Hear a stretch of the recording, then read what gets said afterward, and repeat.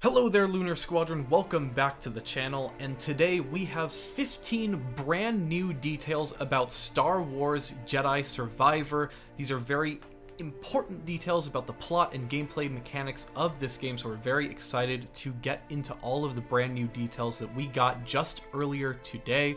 But before we get into that, we would absolutely love to have you, and all you have to do is hit that subscribe button and the bell notification button right on next to it. It's going to let you know every single time we upload the latest and greatest Star Wars and Star Wars Jedi Survivor content here on YouTube. Well, with that, Nick, you ready to get into this? Yes, I sure am, because we learned a lot of new stuff today. All right, let's get into it.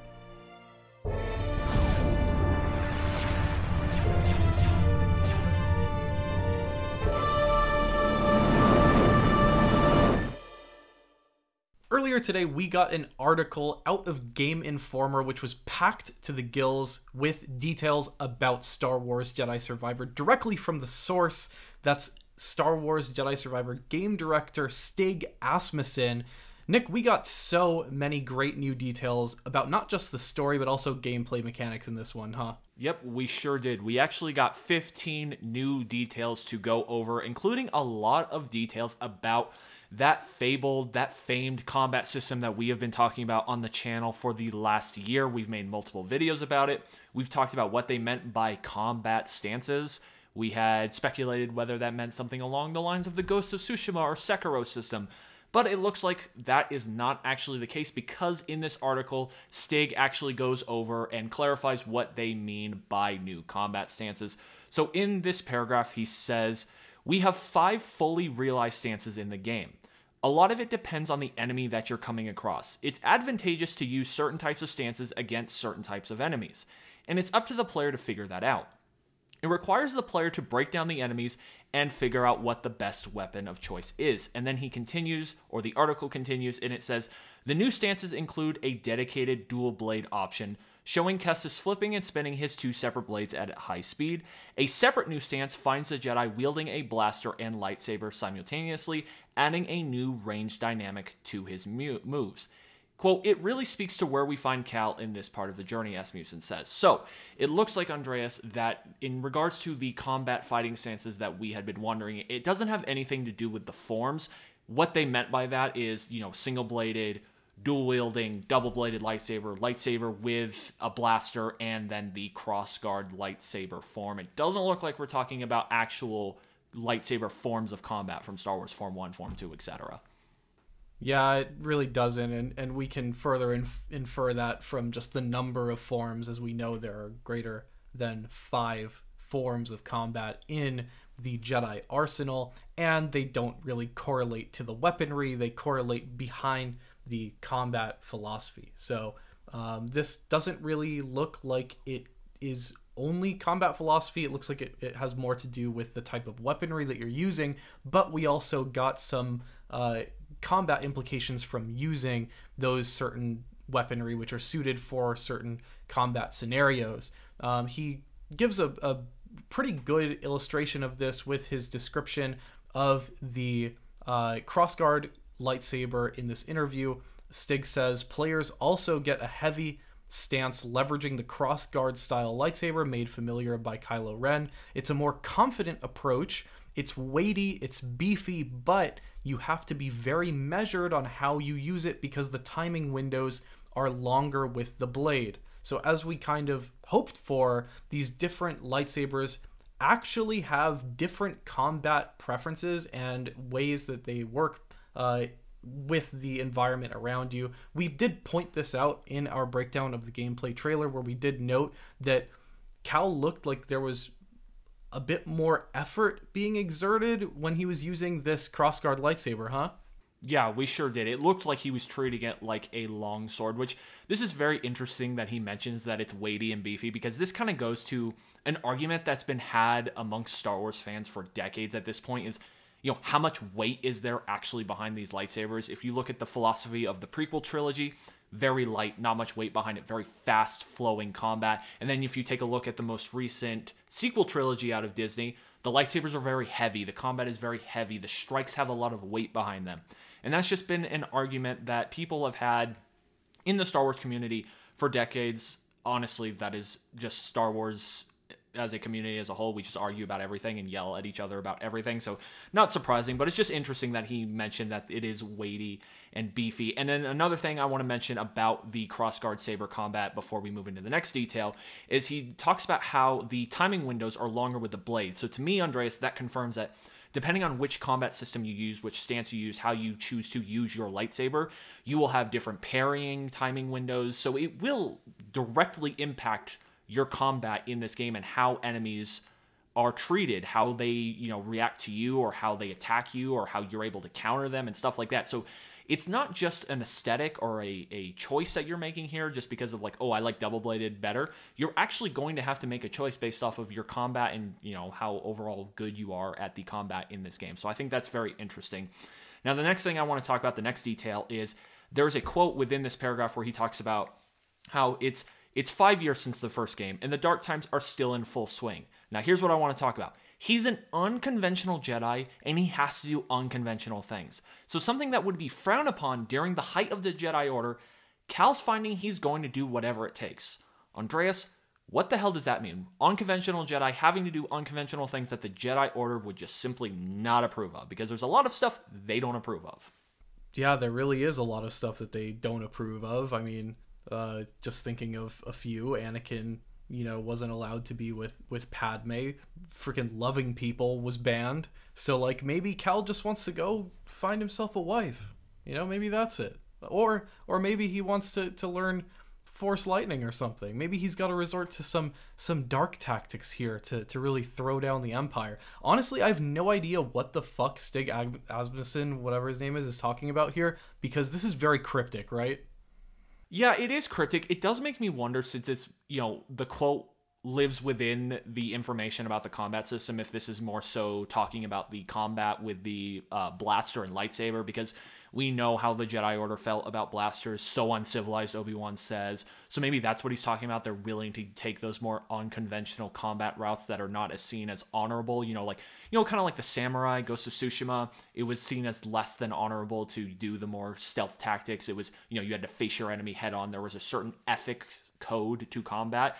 And that's how the Jedi feel about blasters, which it's interesting because this game takes place during the same time as the Obi-Wan show. And in the Obi-Wan show, he has no problem using a blaster. So we've seen in the past that Jedi who were previously a part of the Jedi Order, who, held this ethics code up on the Jedi Council. Obi-Wan was on the Jedi Council, willing to do these unconventional things just to survive and counteract the Empire. So I think that's very interesting.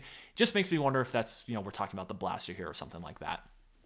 Yeah, honestly, that's a really great point. I just remember directly from the Obi-Wan show, Obi-Wan saying, take your lightsaber, bury it in the sand, and go anywhere but near that lightsaber. It'll give you a way to the Empire. Obviously, Obi-Wan, the biggest proponent of not using a blaster, flips onto the other side. And it's very interesting now, just understanding that one of Cal's fighting styles is going to implement the blaster, but obviously we know that Cal has no problem using his lightsaber even during the height of the Empire. He just runs around without any sort of need to hide that thing. He's very adamant about using his lightsaber, but we do know from screenshots provided by StarWars.com that there will be segments of this game where Cal will be without his lightsaber, at least without his signature lightsaber. So, I'm wondering if there are points at this game where he does have to ditch the Jedi arts entirely and maybe do some more unorthodox things, but we definitely know that he will resort to unconventional things that the Jedi Order will frown upon. So make sure to let us know in the comments down below what you think Cal is going to do. How is he going to get his hands dirty in this game? And what sort of things can you all conjure up in the comments? Love to hear your thoughts on that one. Now, the next detail that we get from this article is about the characters that are going to be involved in this story. More importantly, if we read deeper into this quote, which we will in just a second, we can actually infer who might not be in this story, which that's the more important point here. The quote being, in addition to the return of well-received characters like BD-1 and Seer Junda, Respawn is introducing new faces, including a mercenary named Bode Akuna. We're going to get into Bode in just a second, but Nick, some notable omissions here, right? Yeah, when we started our coverage of Jedi Survivor, I didn't think we'd be talking about Marin and Grease as much as we are and where they're at, but this is like the third or fourth time. We literally just talked about them in the last video because we had that whole GameStop product description where it talked about Cal was going on a journey to reunite the Singer Mantis crew, and whether that meant, you know, they were going to be in the game. They had just been separated. But I think it's really, really weird here that they choose to not include them in this article. It just talks about BD1 and Seer. I wonder if that just has to do with the fact that those are the only characters we see in the new gameplay trailer. It just feels like if Respawn is hiding Grease and Marin, it must be for something very important to the story of the game, because they are taking a very detailed approach and very careful approach to not mention those characters, knowing full well that fans of this franchise really like those characters, especially Marin. So it's just very weird to me how they're going about this, unless this is a major story point in this game. So I guess we're just going to keep talking about where Marin and Grease are in relation to Jedi Survivor for the foreseeable future until this damn game comes out, or they show up in a trailer. Or if we get details in that new novel, I think that's where we'll be turning our attention to see if it gives us any context on where the hell they might have gone. However, here we do actually get some details about our new character, Bode Akuna. We get details not just on the plot as it pertains to Bode, but also how he's going to work gameplay-wise. So the quote as to that is, he and Cal form a special bond. It's almost like they're brothers, and they're not exactly the same, but they really do complement each other. And this wording here, it's almost like they're brothers, really does lead me to believe that maybe they might have been introduced before this game. It's a little interesting to use that phraseology. If they meet for the first time in this game, then build a brotherly bond. Maybe that's how it works. I mean, what do you think, Nick? Just based on this, it sounds like they're pretty close. Is this something that we're going to get to see unfold, or do we expect that maybe Cal has actually met Bode prior to this game, maybe in the 5 years between the last game and this? Yeah, so my impressions from his introduction in the gameplay trailer was that this is a relationship that has been developed before the events of this game.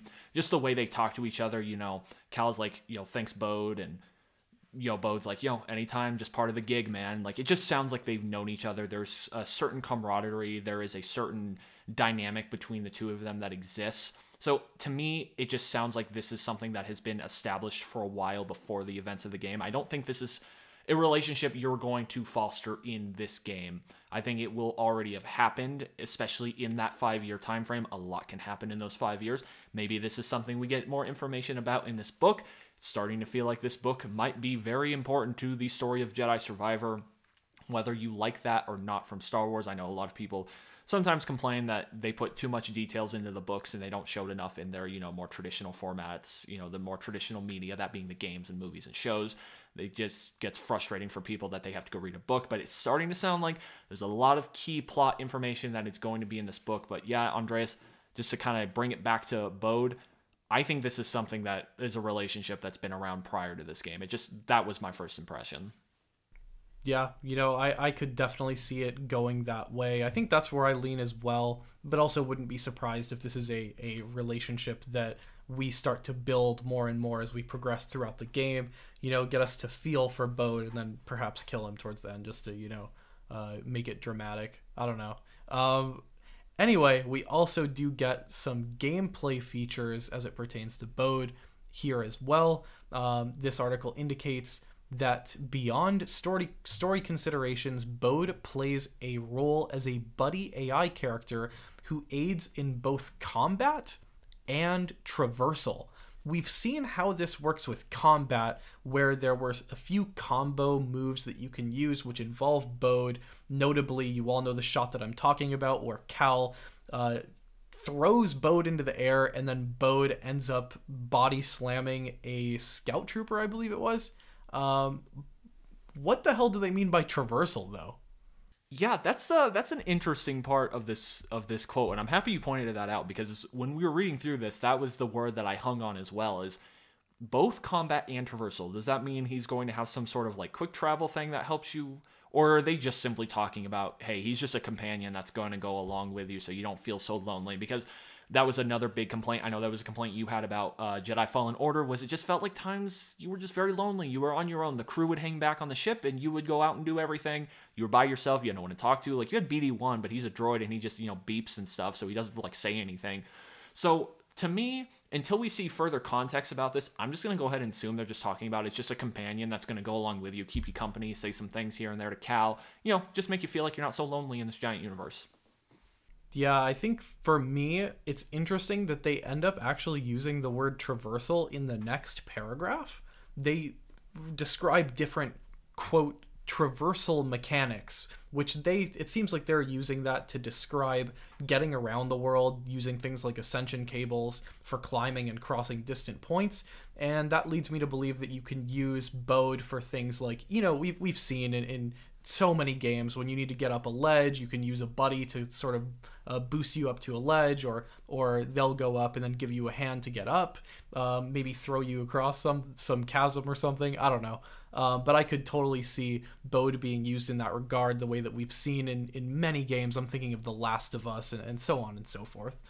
So would not be surprised to see that here. And with that said, speaking of traversal here, we also got a few new details about traversal, right, Nick? Yeah, we sure did. So we get some more details about this ascension cable travel thing. If you want to be Spider-Man in Star Wars, here's your opportunity. The article says, that includes using an ascension cable for climbing and crossing distance points, and Kestis's ability to tame and ride mounts. Quote, it's much of a wider Metroidvania approach, Asmussen says. Cal can cross huge gaps by chaining several types of skills together. But it's how we approach these mounts and how they're used to negotiate and dominate the world. So there's two things here I want to talk about, Andreas. First thing I want to talk about, Cal can cross huge gaps by chaining several types of skills together. We didn't really see anything like that in the gameplay trailer. There is the kind of double jump into the ascension cable swing like Spider-Man. But what do you think he's talking about when he says cross huge gaps by chaining several types of skills together? What skills are we talking about here? That's a really great question that's kind of hard to come up with an answer to. I mean, if they're referring to the mounts in this traversal discussion, we saw Cal hanging from the ankles of something like a space pterodactyl. I'm thinking maybe you can combine animals with that ascension cable and come up with sort of a combo there. Maybe you've got to go a long distance, but you've also got to grapple onto something. Maybe you can ride that space pterodactyl all the way down and then jump off of it using your ascension cable to grapple onto a high ledge or something like that. Really, the sky's the limit here, no pun intended, for combinations that can come about, and it's really great to see in sort of a pseudo sandbox game like this. What I love is when a game gives you different devices and gadgets to traverse an environment, and then you're allowed to use them in tandem with each other to come up with more creative ways to get to where you need to go. And that looks like exactly what they are going for here. They explicitly say as much in this article, so it's really great to see that that's going to come into play here. Yeah, I totally agree with you. It's going to be very interesting and very unique to see what they are able to come up with in regards to these skills that you can combine. And then the second thing I want to talk about before we move on to the last paragraph of this article is where he says how we approach these mounts and how they're used to negotiate and dominate the world. Do we think he's talking about when he says how we approach these mounts? Is he talking about how the player approaches the mounts? Are we talking about we're going to have to sneak up on these animals to be able to tame them? Or do you think he's more talking about how the dev team had to approach putting these mounts into the game? Is this more of a literal or is this more of a figurative in regards to how the player is going to handle it? For me, this is the weirdest quote of this entire article. Just the way that he's talking about negotiating and dominating the world. I have no idea what that means. But I mean, we've at least seen one way that you can approach an animal or the wildlife, which they're referring to as mounts here. In the trailer, we see Cal very cautiously approaching a mount. Maybe there are different ways that you can approach them, which can cause more chaos in the game. I'm not quite sure until we get our hands on more gameplay here, but it's really great to just imagine all the different ways that you might be able to use mounts in game. Maybe he's just referring to you can use them differently. Maybe you can use them more aggressively or just as like a ride around the map. Honestly, I have no clue what Asmussen is talking about with this quote. and I'd love to know what the hell he means by negotiating the world by using a mount. I have no idea what he means by that. Yeah, he used a lot of very interesting words to describe this game throughout this article for sure.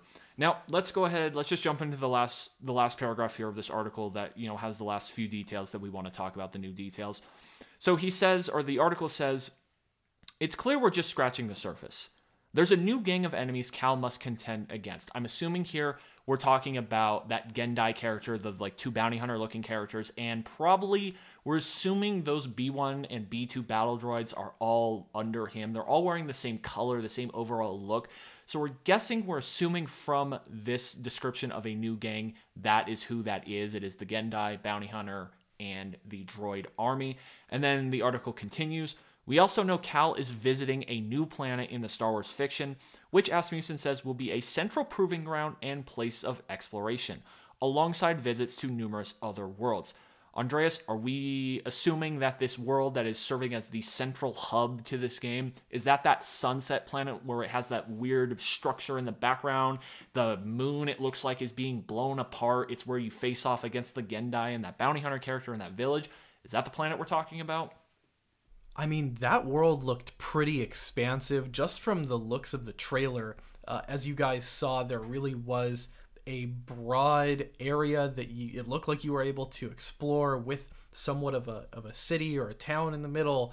And part of me is hoping that that's a smaller environment that you can visit and there's actually a bigger hub world. One of the few criticisms I had of the trailer is that it wasn't a very populated area, and I was hoping whatever hub world we get in this game, it's a very populated, hustling and bustling environment. Imagine if they made the hub world Coruscant, for example. But I do think that's just, you know, maybe an unrealistic expectation for this game, and I would not be surprised if that pretty big area that they showed off in the trailer is the hub world, and then we make visits to smaller planets like Coruscant, which we also saw in the trailer, and some other worlds as well here and there, just to kind of spice things up and give us an alternative environment to explore in this game. Whatever it is, I hope that the hub world really is massive and gives us that open world environment that we don't really get out of Jedi Survivor, as it's kind of more of a linear open style. I mean, what do you think, Nick? I know you were kind of leaning on that sunset planet as being the hub world in this game, right? Yeah, I'm really interested to see what ends up being that central hub location, if it does turn out to be that planet, because one idea that I kind of, you know, worked with in my head was maybe where Seer is, that like new Jedi Archives area. That would be your little central hub you would return to after missions to get new missions or side quests or whatever. That was kind of where I was thinking they might go. So I'm interested to see if it does, in fact, turn out to be this sunset planet, whatever it ends up being called. Really would like to get a name for that so we don't have to call it Sunset Planet, but that's besides the point. And then the last new detail, not really worth going into any discussion about, just we get confirmation that ray tracing will be in Jedi Survivor, but that is something you can clearly see from the new gameplay trailer, but we just get confirmation from this article that ray tracing will be in this game, as it should be, because this is a next-gen game only, or a current-gen game only. It will be on PlayStation 5, Xbox Series X and S, and PC. It will not be on the previous generation of Xbox One and PS4. So if you didn't know that, I'm sorry to break your heart, but this is a current-gen only game. One of the first current-gen only games to be released. So really excited to see what Respawn and EA are able to do with that in that regard. Anyway, guys, that is all of the new details that we have for Jedi Survivor, both story details and gameplay details. Let us know down below in the comments what your favorite detail, what you are looking forward to the most from Jedi Survivor. We are only a short 3 months or so away from the release of this game, so things are going to ramp up here. We're going to get more trailers, we're going to get more news to talk about, so let us know what you're most excited for. And while you're down there, if you're new to the channel, we would love to have you as always, and the way to do that is just hit that little subscribe button, the bell notification right on next to it. It will notify you every single time Andreas and I upload the latest and greatest Star Wars and Star Wars Jedi Survivor content here on YouTube. Anyway, guys, that is going to do it for us. Thank you all so much for watching, and as always, we will see you all next time.